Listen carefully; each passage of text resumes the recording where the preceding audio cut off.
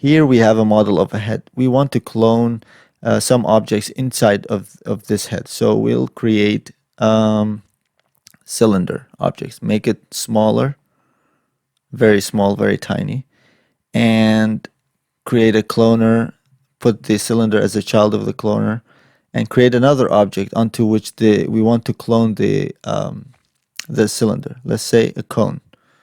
Make it bigger, move it to the left, and select the cloner, change the mode to object, and put the cone as in the object option. So we want to clone onto the cone. We want to clone the cylinders onto the cone, but not on the surface. So we'll change the distribution to volume. We want the cylinders to be inside the cone, and change the number to the count to 300. Now the cylinders are filling up the cone. If we turn off if we hide the cone from the renderer and the viewer, you'll see that the cylinders are filling up the cone. We want the cylinders to inherit the position of the head, so to be inside the head, but we don't have any position data. For that, we have to create a matrix, which is the position data and the rotation and the scale. So if we render, you'll notice that only the cylinders are rendered, because the matrix is just a position data. It's not it can't be rendered. So bring it to the bottom and change also the mode to object. We want to clone the matrices onto this head. So we'll put the head as an object onto which we want to clone, and then change the distribution also to volume, and the count to 300 as well. So 300 cylinders will inherit the position of 300 matrices.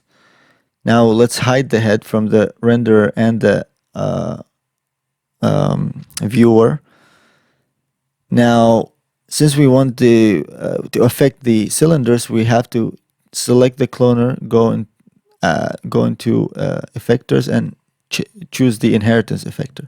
So the inheritance effector in the direct mode, direct inheritance mode, requires an object. So in this case, we will give it the matrix object, because that's the position that the inheritance effector requires.